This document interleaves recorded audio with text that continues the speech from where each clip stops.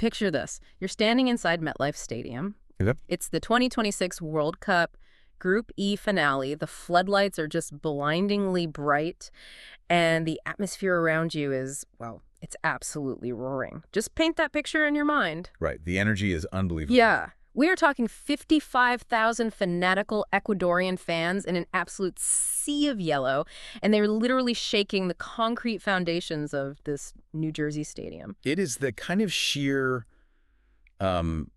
unadulterated noise that you only really experience when something truly impossible is unfolding right in front of your eyes. I mean, it's deafening, but it's also just purely joyful. And it was impossible because their team, Latry, they just pulled off this historic, stunning 2-1 upset over the absolute footballing giants, Germany. So, okay, let's unpack this. Yes, let's do it. Welcome to the Deep Dive. Today, you and I are taking a massive stack of sources. We've got, live minute-by-minute match commentaries. We've got in-depth tactical breakdowns from Sports Illustrated. And we are even venturing into the wild west of fan reactions on Reddit. Always a fun place to go. Oh, always. And our mission today, to figure out exactly how a completely desperate Ecuador managed to shock a sluggish, heavily favored German machine. Right. And to really grasp the magnitude of this result, we need to look at the vastly different realities these two squads were living in right before kickoff. Yeah, they were worlds apart. Exactly. Coming into this match, Julian Nagelsmann's Germany was sitting incredibly comfortable. They had already qualified for the round of 32. Mm-hmm. They had 6 points, 9 goals scored across their first 2 games. And they essentially just wanted a perfect record to lock down the top spot.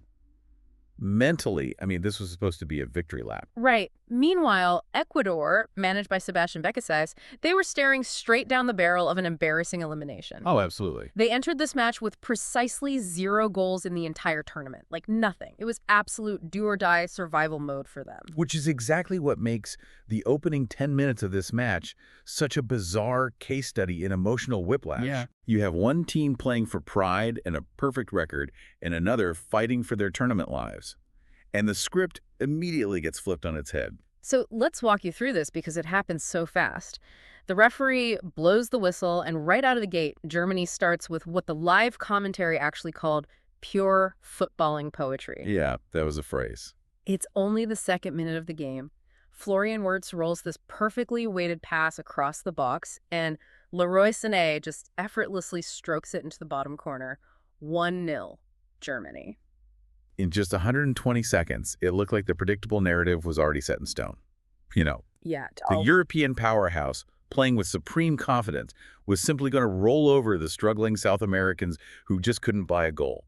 But Ecuador completely refused to fold. Instead of draping their heads and retreating into a defensive shell, they hit back almost instantly. It was stunning. We're in the 9th minute. Nilson Angulo tears down the left channel, finds a sliver of space, and unleashes this ferocious, low-curling strike right into the bottom corner. 1-1. What a hit. And just to give you some context on how massive that moment is, it took Ecuador 40 total shot attempts across their entire World Cup campaign to finally find the back of the net. 40 shots. I mean, it's an incredible release of pressure. And what's fascinating here is the psychological groundwork that Ecuador's manager, Sebastian Becasais, laid before the game even started. Oh, yeah, the press conferences. Right. If you look at the press conferences in our sources, he publicly promised his team was going to attack from the first whistle no matter what. But more importantly, he deliberately absorbed all the furious criticism from the Ecuadorian media and fans over their previous goalless games. He stood in front of the microphones and basically said, blame me, be angry at me, not the players. He threw himself on the grenade. Exactly. He took the psychological weight off his squad's shoulders so they could step onto that pitch and just play with total freedom. It's like a heavyweight boxer landing a jab in the first 10 seconds and assuming the fight is over, only to realize their opponent is willing to brawl until the lights go out. That's a perfect way to put it. Germany landed the jab, but Ecuador was there for a street fight, and they kept brawling. We saw this incredibly tense back and forth for the next hour. You had a massive heart-and-mouth moment in the 48th minute where Kai Havertz won a penalty for Germany. Oh man, the stadium got so quiet. The whole place goes completely silent. But then VAR, the video assistant referee system, steps in. The referee goes to the monitor, and they overturn it. No penalty. That VAR overturn was the oxygen Ecuador needed to keep pushing. They survived the scare, and you could feel the momentum physically shifting in the stadium. Which brings us to the climax, 78th minute, a corner routine. Substitute Kevin Rodriguez cushions a brilliant header into space, and Gonzalo Plata is there to blast a thunderous strike right into the top corner. What a moment. 2-1 Ecuador. The redemption arc is complete. So what does this all mean? How exactly did an Ecuadorian team that literally drew 0-0 with Curaçao suddenly dismantle the German machine? To understand that, we have to look past the emotion and break down the tactical battle in the middle of the pitch. Right, because that is where this game was actually won and lost. And to really understand the mechanics of Germany's defeat, we have to look past the surface-level numbers. Yeah, the stats are weird. If you just glance at the basic box score, you see Germany had 61% possession. Wait, hold on. I'm looking at that stat right now, and I have to ask, how does that make sense? If Germany is controlling the ball for nearly 2/3 of the entire game, shouldn't they dictate the pace? You would think so. Yeah, like how do you hold on to the ball that much and end up losing to a team that barely had it? That is what we call the illusion of possession. Okay. The Sports Illustrated analysis breaks this down perfectly, referring to it as an empty dominance. Yes, Germany had the ball, but they were passing it around harmlessly in their own half. Ah, I see. To measure what they were actually doing with that possession, we use an underlying metric called expected goals, or XG. It basically calculates the quality of scoring chances a team creates. So, despite having 61% of the ball, Germany only managed 0.65 expected goals. Ecuador, with just 39% possession, generated 1.51 XG. Wow. Wait, really? So Ecuador was creating legitimate, dangerous threats while Germany was just like passing the ball back and forth to their defenders. Precisely. And in the second half, it got exponentially worse for Germany. They produced a pathetic 0.28 XG and only registered one single attempt on goal for the entire 45 minutes. That is dismal. It is. The reason for this empty possession comes down to a brutal physical duel that took place in the midfield. Ecuador's Moises Caicedo and Pedro Vite initiated a relentless, suffocating press against Germany. The sources specifically highlight that matchup. Caicedo and Vite were just hounding Germany's midfield pivot of Felix Micha and Alexander Pavlovic. Yeah, they didn't give them an inch. But for someone listening who might not be a tactical obsessive, what does breaking a midfield pivot actually look like on the grass? Think of the midfield pivot as the central bridge connecting the defense to the attackers. It's usually one or two players who receive the ball from the center backs, turn, and distribute it forward. They're the engine room. Okay, got it. What Caicedo and Vite did was aggressively cut off all the passing lanes to that bridge. Every time Nemecha or Pavlovic received the ball, an Ecuadorian player was instantly physically on them, tackling them, pushing them off balance, denying them any space to turn and look up the field. So they basically choked the engine. They completely choked it. Nemecha was pressured so heavily that he committed the crucial, sloppy turnover that directly led to Ecuador's first goal. Oh, right. And Pavlovic was so overwhelmed, so visibly frustrated by the sheer lack of time and space, that he picked up a yellow card and was actually subbed off at halftime for Angelo Stiller. Wow. Ecuador didn't just bypass the German midfield. They broke its rhythm entirely by making it a physical wrestling match. They took a team that prides itself on a sophisticated, intricate passing game and dragged them into the mud. Yeah, they really did. But the frustration of getting physically bullied in the midfield didn't just stay in the center of the pitch. When a midfield bridge gets destroyed like that, the pressure instantly transfers backward, exposing the defense. And as the Sports Illustrated piece points out, this cascading failure exposed Germany's most fatal flaw. This is the crux of the Sports Illustrated thesis, actually. They argued that Germany's leaky defense puts a very hard ceiling on their World Cup hopes. Right. This isn't just a one-off bad night. This match against Ecuador marks Germany's fourth consecutive game without keeping a clean sheet. I'm looking at this defensive collapse, and I have to ask, how much of this is just in-the-moment panic, and how much of it is the structural reality that they're missing a key player? That's a great question. Because the loss of Nico Schlotterbeck to an ankle injury in their previous match seems to have drastically changed how this team operates. It's heavily structural. It's like removing a load-bearing pillar in a living room. Right. Without Schlotterbeck, the entire defensive ceiling just caved in on them because the midfield wasn't protecting them. The replacement center backs, Jonathan Tah and Antonio Rudiger, were left totally exposed on an island against fast Ecuadorian attackers. They looked incredibly nervy all night. Yeah, they really did. Rudiger was constantly a step late to his tackles, and Todd completely lost his spatial awareness, which is what allowed Plata to score the game-winning goal. But the real glaring symbol of this defensive panic had to be the goalkeeper, Manuel Neuer. Oh, absolutely. I mean, the guy is a 40-year-old absolute legend of the sport, but he honestly looked every bit of his age in this one. In the 72nd minute, there was this highly comical, almost tragic collision. That was hard to watch. A routine long ball comes bouncing down the middle of the pitch. Because the defense is playing so high and feeling so vulnerable, Neuer panics and races out of his penalty box to clear it. Right. Todd doesn't hear him coming. They crash into each other violently, spill the ball, and almost gift Ecuador a third goal. It was pure, uncoordinated chaos. And here is a staggering statistic from the sources to put Neuer's struggles into perspective.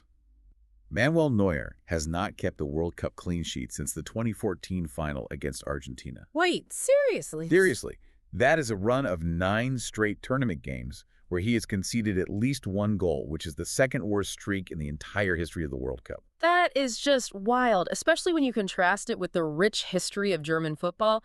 In 1954, 1974, 1990, and 2014, the years Germany actually won the World Cup, those legendary teams were built on the backs of phenomenal, indestructible defenders. Absolutely. Players like Franz Beckenbauer, Andreas Brem, Philipp Lahm, Jerome Boateng. They always had a defensive foundation that could reliably lock down the absolute best attackers on the planet.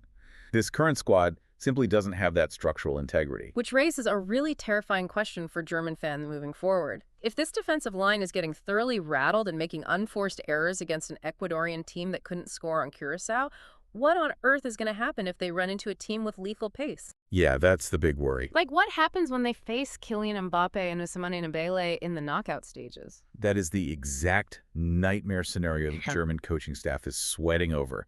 You can have all the attacking talent in the world. You can have Florian Wirtz spinning past defenders and Jamal Musiala, who, by the way, looked totally lost and completely out of rhythm post-injury in this game. Yeah, he really did. Right.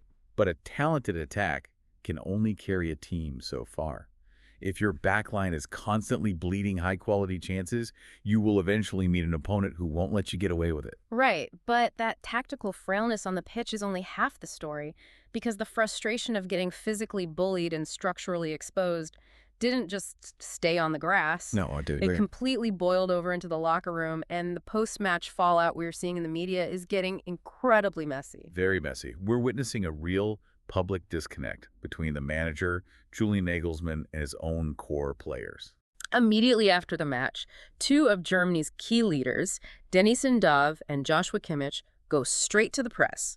And they don't mince words. Not at all. They are remarkably honest. They explicitly state that Ecuador simply wanted it more. Kimmich literally said it annoyed him deeply that it felt like the opponent had a higher desire to win than his own teammates did. Which is a pretty standard, if slightly damning, self-reflection from a player. Yeah. Keep in mind, this was what's called a dead rubber match, a game that has absolutely no impact on Germany's final standing in the group since they had already secured qualification. Right. So a slight drop in intensity is human nature. But Nagelsmann's reaction to his players' honesty is what poured gasoline on the fire. Oh, yeah. Nagelsmann publicly fires back at his own players in his press conference, calling their assessment Quatsch. Such a great word. Which is a fantastic German word that loosely translates to absolute nonsense or, well, bullshit. He completely aggressively denied that Ecuador's desire or passion was the deciding factor, insisting it was purely a tactical issue. Oh, yeah. And if you look at the fan sentiment on Reddit right now, the supporters are absolutely furious with him. The fans are zeroing in on his sheer stubbornness. First of all, they're asking the obvious question. If this was a dead rubber match that didn't matter for the standings, why are you playing your starting X and Y? Exactly. Why risk injuries and fatigue for your most important players right before the knockout stages? And the biggest sticking point, the thing driving the fans craziest, why on earth is he benching Denis Undav again? That is a massive point of contention in these Reddit threads. Undav has been brilliantly effective off the bench. He has 3 goals and 2 assists in the group stage, purely as a substitute. That's incredible production. Right. He actually just tied Roger Milla's legendary 1990 record for the most goal involvements off the bench at a single World Cup. He is in the form of his life. Yet Nagelsmann insists on starting Kai Havertz, treating Undaf strictly as an emergency late-game solution. The Reddit threads are having an absolute field day with this dynamic. You've got fans making memes that Nagelsmann treats Undaf the way Carlo Ancelotti treats the young phenom Endrick at Real Madrid. Oh, that's hilarious. Yeah. Just keeping a massive talent locked on the bench, despite the obvious need for a spark. People are even critiquing Nagelsmann's touchline outfits. Of course they are. They're saying his oversized, baggy clothes are a perfect visual metaphor for the team's messy, disjointed state. And of course, because it's football, the shadow of Jurgen Klopp is looming large, with rumors flying around the forums about Klopp waiting in the wings to take Nagelsmann's job. Well, if we connect this to the bigger picture, the critiques about his clothing and the internet memes are just surface-level symptoms of a much deeper leadership problem. Yeah, for sure. Nagelsmann's outright refusal to accept blame, his public contradiction of a respected leader like Kimmich, and his rigid adherence to his own tactical plan even when his players are struggling with it, it risks completely alienating the dressing room. And doing that right before the round of 32 is a massive, unnecessary gamble. It really is. Reading these quotes, it sounds like Nagelsmann is managing a spreadsheet instead of managing complex human beings. That's a great way to put it. He's furious that the math isn't working out. He's looking at the stats saying, we have 61% possession, the data says we should be winning, while the actual players on the ground are telling him, no, Julian, the data doesn't matter, we just got out-hustled and bullied in the dirt. Exactly. For you listening, you've probably had a boss exactly like this. Someone who insists the corporate strategy is completely flawless, even when the team executing it is screaming that the actual reality on the ground is totally different. It's a classic failure of emotional intelligence and leadership. Nagelsmann wants to solve a morale and physical desire problem by making tiny tactical adjustments on a whiteboard. But as Ecuador proved for 90 minutes, sometimes the only tactical adjustment you actually need is raw physical aggression and the absolute will to win a duel. And that stubbornness from Nagelsmann is exactly why this result means two entirely different things for these two countries moving forward. We are looking at a true dual reality. We really are. For Ecuador, who are now officially advancing to the knockouts alongside Ivory Coast, who, by the way, beat Curaçao 2-0 in their simultaneous match, this was a night of pure, unadulterated redemption. Yeah. They went from 0 goals and harsh media criticism to knocking off a global giant. I mean, they literally declared a national holiday in Ecuador because of this result. It is the absolute magic of the World Cup. It's why we watch. Right. But for Germany, this is the dark flip side of that reality. Right. On paper, in the group standings, this 2-1 loss is entirely meaningless. They still top the group. Right. But psychologically and tactically, it is a massive, glaring red flag for their ambitions to lift the trophy. It makes you look at the entire landscape of the tournament differently. Which leaves us with a final thought to really chew on, something that stood out when looking across all these sources. I want to talk about the psychology of expectation. Because if you look at Ecuador's previous games, they were considered the better team. They were the heavy favorites against Curaçao and Ivory Coast. And what happened? They were completely frozen by the expectation of success. They dominated possession in those earlier games. They hit the goalpost multiple times, but they seemingly choked under the immense suffocating pressure of trying to win a game they were supposed to win. Exactly. But tonight, facing a literal footballing superpower in Germany, staring certain tournament elimination right in the face, they played with total uninhibited freedom. They were clinical, they were aggressive, they took risks. Meanwhile, Germany's data-driven, perfectly engineered, possession-heavy machine completely broke down over what basically amounts to vibes and physical desire. It makes you wonder, in our current era of hyper-analyzed, stat-driven, heavily coached sports, is the raw, unquantifiable human element of simply having absolutely nothing to lose actually the most dangerous tactic a team can deploy? It's a fascinating question. Because human desperation is the one variable you just can't neatly plug into a managerial spreadsheet. You really can't. Sometimes the opponent isn't playing a system. They're just willing to brawl until the lights go out. Well said. Thank you for joining us on this deep dive. Keep your eyes on both of these squads as the knockout rounds begin, because if this match is any indication, things are only going to get crazier from here.